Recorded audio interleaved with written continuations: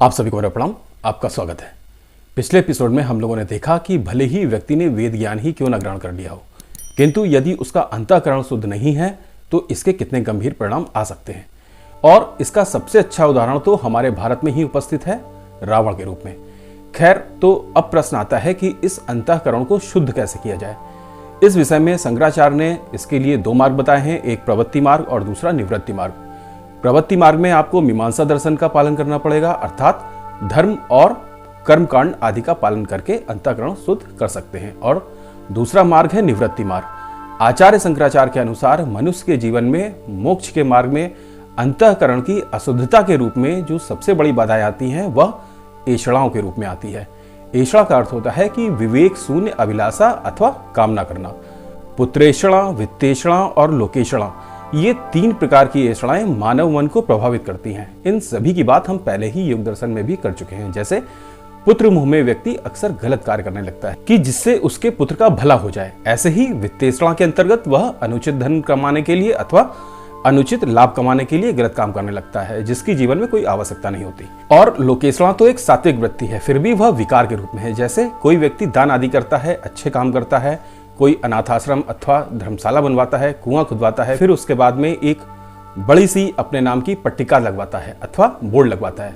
यह भी एक ऐसी ऐषणा है जो मनुष्य का पतन कर देती है। पूर्ण न हो तो घृणा और ईर्ष्या का कारण बन जाती है और आगे जाकर धन विरुद्ध कर्म करवाती है। उसके बाद अंतःकरण की शुद्धि अर्थात मन, बुद्धि, अहंकार एवं चित्त की शुद्धता के लिए उन्होंने कहा कि हमें दो बातों का विचार करके इस जगत में व्यवहार करना चाहिए। पहली बात तो जो वस्तु नित्य है और सत्य है उसको ग्रहण करना चाहिए, और जो अनित्य है, असत्य है, उसका त्याग कर देना चाहिए। जैसे हमारी कीर्ति, हमारा यश, हमारा पुरुषार्थ, यह सभी नित्य हैं और सदा रहेंगे, किंतु धन आदि सदा नहीं रहेंगे। अतः लोभ ना करें और दान अवश्य करें। भोग की लालसा का पूर्ण रूप से त्याग करें, चाहे वह लोक हो अथवा परलोक हो। और उसके बाद मनुष्य को 60 संपदा बताई गई हैं जिनको प्राप्त करना होता है अथवा धारण करना होता है, जिसमें पहले है शम अर्थात मनसा वाचा कर्मणा अर्थात मन, वचन और कर्म से हमारे मन में बुरे विचार ना आए। दूसरा है दम अर्थात हमें इंद्रियों का दमन करना चाहिए, क्योंकि यह हमें प्रिय मार्ग पर ले जाने का प्रयास करती हैं और श्रेय मार्ग का चुनाव नहीं करने देती। तीसरा है तितिक्षा अर्थात मनुष्य को सर्दी, गर्मी, वर्षा आदि किसी भी ताप को सहने की शक्ति एवं दुख को सहने की शक्ति होनी चाहिए, इसे तप भी कहते हैं। फिर है उपरेति, इसका अर्थ होता है कि मनुष्य में विरक्ति का भाव होना चाहिए। विरक्ति अर्थात वैराग्य का भाव, अर्थात राग, मोह, लोभ एवं इच्छाओं से मुक्त। यह स्मरणीय है कि यहाँ संसार से मुक्त नहीं कहा गया है, क्योंकि कर्म तो सारे हमें संसार में ही करने हैं।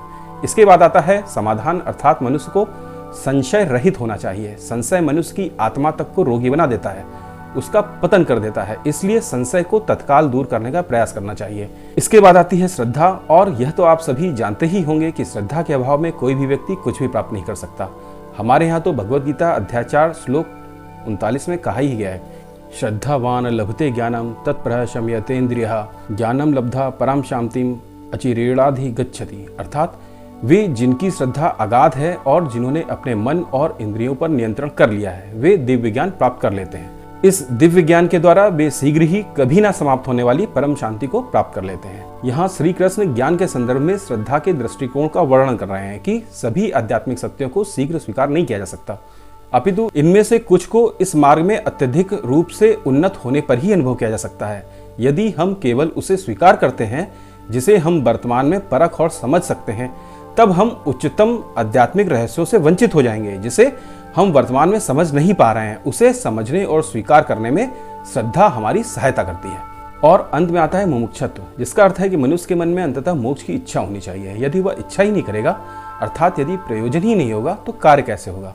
मनुष्य मोक्ष के मार्ग पर अग्रसर कैसे होगा? और मोक्ष की अवस्था को प्राप्त होने के बाद मनुष्य के अज्ञान का नाश हो जाता है और मनुष्य को अपनी आत्मा का ज्ञान अर्थात अपने स्वरूप का ज्ञान हो जाता है, और फिर वह उसी रूप में इस संसार में अपने संस्कार करता है। अब आप लोग वीडियो को लाइक और शेयर कर लीजिए, कमेंट कीजिए और चैनल को सब्सक्राइब अवश्य कर लीजिए। आज के लिए बस इतना ही। जय हिंद, वंदे मातरम।